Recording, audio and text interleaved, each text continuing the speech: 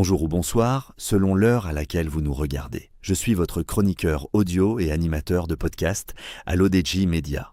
Aujourd'hui, je vous propose la lecture fidèle d'une chronique signée Abdelghany El Arras, intitulée « Transformer l'élan d'investissement en gains sociaux durables, le tournant stratégique du Maroc », qu'on écoutera ensemble dans ce podcast. L'auteur commence son article ainsi.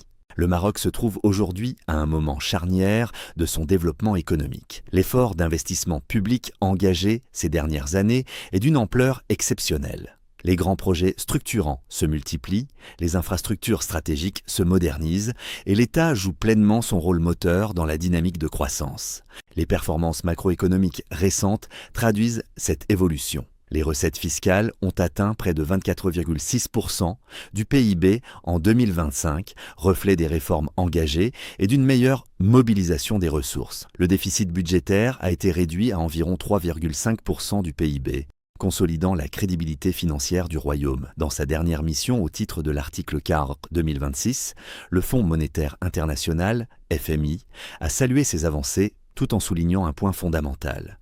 L'investissement élevé ne produira pleinement ses effets que s'il s'accompagne d'un renforcement décisif du capital humain, notamment dans l'éducation, la santé et la protection sociale, et d'une gestion prudente des risques budgétaires. Ce message doit être entendu comme une orientation stratégique. L'investissement matériel crée la base, mais le capital humain crée la puissance durable. Aujourd'hui, le Maroc dispose d'une fenêtre d'opportunité rare pour transformer son élan budgétaire en transformation sociale profonde. Cela suppose de franchir un cap clair et assumé. Je propose 5 orientations chiffrées pour structurer ce tournant stratégique. Sanctuariser au moins 6% du PIB pour l'éducation d'ici 2028, avec un objectif prioritaire d'amélioration de la qualité pédagogique, de réduction du décrochage scolaire et de renforcement de la formation technique et professionnelle adaptée aux besoins sectoriels. 2. Porter progressivement l'effort national en santé vers 4% du PIB, en priorisant la gouvernance hospitalière, la digitalisation du système de santé et la réduction des disparités territoriales dans l'accès aux soins.